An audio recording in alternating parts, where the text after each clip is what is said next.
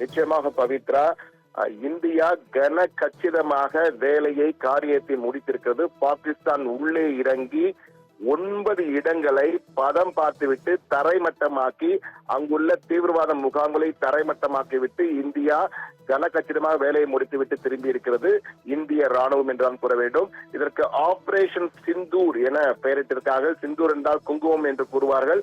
எனவே ஆபரேஷன் சிந்தூர் என பெயரிட்டப்பட்ட இந்த கூட்டு நடவடிக்கை இந்திய விமானப்படை, இந்திய ராணுவம், அதாவது தரைப்படை, அதே போன்று கப்பற்படை ஆகிய 3 படைகளும் இணைந்து இந்த திட்டமிட்ட துல்லிய தாக்குதல், பிரிசைஸ் ஸ்ட்ரைக், ஏற்கனவே சர்ஜிக்கல் ஸ்ட்ரைக் நடத்தினார்கள், தற்போது பிரிசைஸ் ஸ்ட்ரைக், இதுவும் ஒரு துல்லிய தாக்குதல் நடத்தியிருக்கிறார்கள். அதுவும் ஒரு இடத்தில் அல்ல, 9 இடங்களில் நடத்தியிருக்கிறார் என்பதுதான் மிக முக்கியமானது.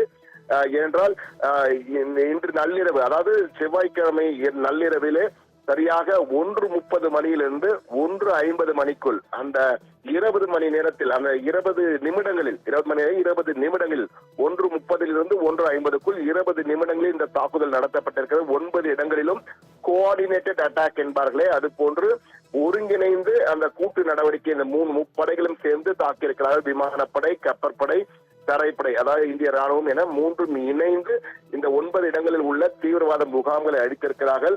எனவே அந்த 9 இடங்களில் உள்ள தீவிரவாத முகாம்களும் தரைமட்டமாக்கப்பட்டு விட்டன. அதே போன்று 9 இடங்கள் என்னென்ன இடங்கள் என்றால் கோட்லி, பாவல்பூர், முரித்கி, சியால்கோட், முசஃபராபாத், குல்கூர், திம்பா, ஷமி கம்ரு ஆகிய 9 இடங்களிலே இந்த முகாம்கள் இருந்தன. அந்த முகாம்கள் அழிக்கப்பட்டிருக்கின்றன. குறிப்பாக லஷ்கர் இ தொய்பாவுடைய முகாம், அதே போல ஜெய்ஷ் முகமதுடைய முகாம்கள், ஜெய்ஷ் முகமதுடைய தலைமையகம், அதாவது தீவிரவாத முகாம்களுடைய கண்ட்ரோல் ரூமாக செயல்பட்ட இடம் தான் இந்த பாவல்பூர் மற்றும் முரித்கி ஆகிய இடங்கள். அந்த கண்ட்ரோல் ரூம்களும் அழிக்கப்பட்டு விட்டன. டிஆர்எஃப், அதாவது இந்த பகல்காம் பயங்கரவாத தாக்குதலுக்கு அடிப்படை காரணமாக கூறப்பட்ட டிஆர்எஃப் ரெசிஸ்டன்ஸ் ஃப்ரண்ட் என்ற அந்த அமைப்பினுடைய இடங்களும் தாக்கி அழிக்கப்பட்டு தரைமட்டமாக்கப்பட்டன.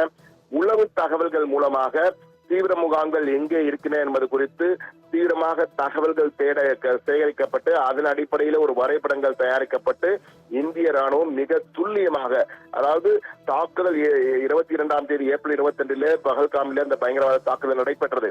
ஆனால் 15 நாட்கள் கழித்து நடந்தாலும் துல்லியமாக எது வேணுமோ அதை கரெக்டாக அந்த தீவிரவாத முகாம்களை அழிக்கும் வகையில் இந்த தாக்குதல் நடத்தப்பட்டிருக்கிறது. நள்ளிரவில் நடத்தப்பட்ட தாக்குதலிலே இதுவரை நமக்கு கிடைத்த தகவலின்படி குறைந்தபட்சம் 18 தீவிரவாதிகள் பலியாகி இருக்கிறார், 18 பயங்கரவாதிகள் பலியாகி இருக்கிறார் என்ற தகவல், உறுதி செய்யப்பட்ட தகவல் நமக்கு கிடைத்திருக்கிறது. மேலும் இந்த உயிரிழப்பு அதிகமாகலாம் எனவும் கூறப்படுகிறது. அது மட்டுமல்ல, 50க்கும் மேற்பட்டோர் படுகாயம் அடைந்திருக்கிறார்கள் என்ற தகவலும் நமக்கு கிடைத்திருக்கிறது. 20+ பயங்கரவாதிகள் பலி என்பதும் தற்போது கிடைத்திருக்கிற தகவல். அது மட்டும் உளவு தகவல்கள் மூலமாக தான் இந்த தீவிரவாத தாக்குதல் மிக துல்லியமாக திட்டமிடப்பட்டு தயாரிக்கப்பட்டு இந்த முயற்சி எடுக்கப்பட்டது. கனகச்சிதமாக நடந்த இந்த தாக்குதலில் இந்திய ராணுவம் தற்போது தயார் நிலையில் இருப்பதாகவும் அறிவித்திருக்கிறது. எதையும் சமாளிக்கும் வகையில் நாங்கள் தயாராக இருக்கிறோம் என இந்திய ராணுவம் அதிகாரப்பூர்வமாக அறிவித்திருக்கிறது. என்றால் பாகிஸ்தான் ரிட்டாலியேட் செய்தால், ஒருவேளை பதிலடி கொடுத்தால் மீண்டும் திருப்பி பயங்கரமான பதிலடி 2 மடங்காக திருப்பி கொடுக்க வேண்டும் என்பதற்காக இந்திய ராணுவம் தயாராக இருப்பதாக கூறப்பட்டிருக்கிறது. ஆனால் இந்திய ராணுவம் மிக தெளிவாக அந்த செய்தி குறிப்பு ஒன்றை வெளியிட்டிருந்து அதில் தெளிவாக குறிப்பிட்டிருந்தார்கள், தீவிரவாத முகாம்கள் மட்டும்தான் குறிவைக்கப்பட்டு தரைமட்டமாக்க அழிக்கப்பட்டன. ராணுவ தளங்களோ, பாகிஸ்தானுடைய ராணுவ தளங்கள், ராணுவ மையங்கள் மீது எந்த தாக்குதலையும் இந்திய ராணுவம் நடத்தவில்லை என மிக தெளிவாக குறிப்பிட்டு, அதே போன்று நீதி நிலைநாட்டப்பட்டது, justice is served, Jai Hind என்ற வகையில இந்திய ராணுவம் அந்த தகவலை தன்னுடைய ட்விட்டர் பக்கத்திலே வெளியிட்டிருந்தார்கள், எக்ஸ் பக்கத்திலே அதை நாம் பார்த்தோம். அதே போன்று தற்போது பாகிஸ்தானிலே ஒரு அவசர நிலை காணப்படுகிறது என்றுதான் கூறினோம். பதற்றமான சூழல் இருக்கிறது. அவசர நிலையை பஞ்சாப் மாகாணத்திலே, பாகிஸ்தானின் பஞ்சாபிலே அவர்கள் அறிவித்திருக்கிறார்கள். அது மட்டுமல்ல, ஐநா பாதுகாப்பு கவுன்சிலின் கதவை தட்டியிருக்கிறது பாகிஸ்தான். உடனடியாக இந்தியா மீது நடவடிக்கை கோரிக்கை வைத்திருக்கிறது. ஆனால் இந்தியாவுக்கு ஆதரவாக அமெரிக்கா, ரஷ்யா போன்ற நாடுகள் இருப்பதால் எந்த ஒரு பிரச்சனையும் இந்தியாவுக்கு இருப்பதற்கான வாய்ப்பு இல்லை என்று தெரிகிறது. ஆனால் பாகிஸ்தான் பிரதமர் இந்தியாவுக்கு நாங்கள் பதிலடி கொடுப்போம், இன்று காலை நாங்கள் கேபினெட் கூடி இந்தியாவுக்கு பதிலடி கொடுப்பது குறித்து நாங்கள் முடிவு செய்யும் என அறிவித்திருக்கிறார்கள். ஆனால் இந்த சூழல் ஒரு பக்கம் இருந்த நிலையிலே மறுபக்கத்திலே போர் நிறுத்த விதிமுறைகள், அதாவது போர் நிறுத்தத்தை மீறி அத்துமீறி தொடர்ந்து பாகிஸ்தான் கடந்த 12 தினங்களாக இரவு நேரங்களிலே துப்பாக்கி சூடு நடத்தி கொண்டிருந்தது. தற்போது தாக்குதல் குறித்து தகவல் கேள்விப்பட்டவுடன் மேலும் அந்த துப்பாக்கி சுடுதலையும் பீரங்கி மூலமான தாக்குதலையும் அதிகரித்திருக்கிறது. இந்தியாவும் தொடர்ந்து பதிலடி கொடுத்திருக்கு. இந்த நிலையில் தான் பாகிஸ்தானுடைய தாக்குதலிலே, அந்த ஷெல் தாக்குதலிலே 3 அப்பாவி இந்தியர்கள், அந்த எல்லைப்புறத்திலே எல்லையோர பகுதியில் இருந்த 3 அப்பாவி இந்தியர்கள் பலியாகி இருக்க என்ற தகவல், 3 சிவிலியன் இந்தியர்கள் பலியாகி இருக்கிறார்கள் என இந்திய ராணுவம் தெரிவித்திருக்கிறது. ஆனால் இந்திய ராணுவம் தொடர்ந்து பதிலடி கொடுத்துக் கொண்டிருக்கிறது என்ற தகவல் நமக்கு வந்திருக்கிறது. அதே போன்று அமெரிக்க அதிபர் டிரம்ப் இந்த தாக்குதல் குறித்து தான் கேள்விப்பட்டதாகவும் விரைவில் பதற்றம் தனியும் இரு நாடுகளிடையே என கூறியிருக்கிறார். Just I heard, hope it ends quickly. விரைவில் பதற்றம் தனியும் என்ற வகையிலே ட்ரம்ப் தன்னுடைய கருத்தினை தெரிவித்திருக்கிறார். ஆனால் ராணுவம் உதவி தவிர்க்க வேண்டும் என ஐநாவும் தற்போது வேண்டுகோள் விடுத்திருக்கிறது. பிரதமர் உள்ளிட்ட ராணுவ உயரதிகாரிகள் அனைவரும் நிலையை தொடர்ந்து கண்காணித்து வருகிறார்கள். இந்த ஆபரேஷன் சிந்தூர் முதற்கட்டம் வெற்றிகரமாக நடத்தப்பட்டிருக்கிறது. மேலும் பல கட்டங்கள் இருக்கலாம். ஒருவேளை பாகிஸ்தான் பதிலடி கொடுக்க வேண்டும் என நினைத்தால் இந்த தாக்குதலுக்கு இந்தியா 2 மடங்காக திருப்பி கொடுக்க வேண்டும் என்பதற்காக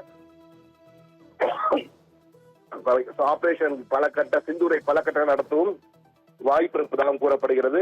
அது இன்று 54 ஆண்டுகளுக்கு பிறகு போர்க்கால பாதுகாப்பு ஒத்திகை இந்தியாவினுடைய 240க்கும் மேற்பட்ட இடங்களில் நடைபெறும் என அறிவித்திருந்த சூழ்நிலையில் இது போன்ற ஒரு தாக்குதலை நள்ளிரவிலே இந்தியா ஒரு பதிலடியை பழிக்கு பழி பதிலடியாக கொடுத்திருக்கிறது பாகிஸ்தானுக்கு. உலக நாடுகளிடம் இந்தியா உடனடியாக America, Russia, England, France, Saudi Arabia உள்ளிட்ட பல முக்கிய நாடுகளுக்கு இந்தியா ஏன் இந்த நடவடிக்கை எடுத்தோம் என்று குறித்து தெளிவான விளக்கத்தை கொடுத்திருக்கிறது. என்றால் அது மிக முக்கியமானது. சர்வதேச அளவில் இந்தியா ஆதரவு கிடைக்க வேண்டும் என்பதற்காக இந்தியா மிக தெளிவாக இதை செய்திருக்கிறது.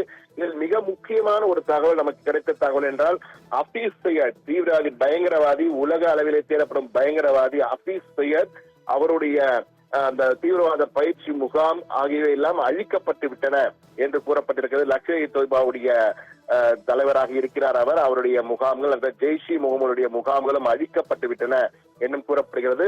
இந்திய விமானப்படையின் மூலமாக இது மிக தெளிவாக அந்த மிசைல், ஏவுகணைகள் மற்றும் அதே போன்ற ட்ரோன்கள் பயன்படுத்தப்பட்டிருக்கின்றன. இந்த ஆபரேஷன் சிந்தூரிலே இந்திய விமானப்படை, இந்திய கப்பற்படை, இந்திய ராணுவம் என 3ம் இணைந்து கூட்டு நடவடிக்கையாக அந்த 9 இடங்களை பிரித்துக் கொண்டு ஒவ்வொருக்கும் ஒவ்வொரு இடமாக வைத்து குழுவாய்த்து தாக்கி அந்த 9 இடங்களை அழித்திருக்கிறார்கள். கோட்லி, பாவல்பூர், முரிக்கி, சியால்கோட், முசஃபராபாத், கல்கூர், பிம்பர், ஷமி அம்ரு ஆகிய 9 இடங்களையும் மிக தெளிவாக துரோன்கள், ஏவுகணைகள், குண்டு வீச்சுகள் குண்டுகளை வீசி போன்றவற்றின் மூலமாக துல்லியமாக திட்டமிட்டு அந்த இடத்தை தீவிரவாதிகளை அழித்திருக்கிறார்கள் என்ற தகவல் நமக்கு உறுதி செய்யப்பட்டிருக்கிறது. எனவே மிக தெளிவாக கன கச்சிதமாக இந்தியா பதிலடி கொடுத்திருக்கிறது. அதுவும் பயங்கர பதிலடி கொடுத்திருக்கிறது. பகல்காமிலே அந்த அப்பாவிகள் 25 இந்தியர்களும் ஒரு நேபாளத்தை சேர்ந்தவனை 26 அப்பாவிகள் பலியானார்கள். அவருடைய அந்த பலிக்கு தற்போது பழிக்கு பழி வாங்கும் விதத்திலே அந்த செயலை செய்த தீவிரவாதிகள், அவர்களுக்கு பின்னால் இருந்து இயக்கிய அந்த தீவிரவாத இயக்கங்கள், அந்த தீவிரவாதிகளின் கண்ட்ரோல் ரூம் முகாம்கள் போன்றவை அனைத்துமே தற்போது 9 இடங்களில் செயல்பட்டு வந்தன. இவை பாகிஸ்தானிலே 100 கிலோமீட்டர் தூரத்திலே உள்ள இந்திய எல்லையிலிருந்து, சர்வதேச எல்லையிலிருந்து 100 கிலோமீட்டர் தொலைவில் இருக்கும் பாவல்பூர் ஆகட்டும், அதே போன்று பாகிஸ்தான் ஆக்குபைட் காஷ்மீர் என அழைக்கின்ற பாகிஸ்தான் ஆக்கிரமிப்பு காஷ்மீரில் உள்ள இடங்கள் என 9 இடங்களை துல்லியமாக திட்டமிட்டு இந்திய ராணுவம் அந்த ஆபரேஷன் சிந்தூர் மூலமாக தரைமட்டமாக்கி இருக்கின்றன. இரவு 1:30 மணியிலிருந்து 1:50 மணி வரை அந்த 20 நிமிடங்களில் அந்த 9 இடங்களின் தீவிரவாத முகாம்கள் அழிக்கப்பட்டு விட்டன என்ற தகவல் நமக்கு உறுதி செய்யப்பட்டிருக்கிறது. பவித்ரா.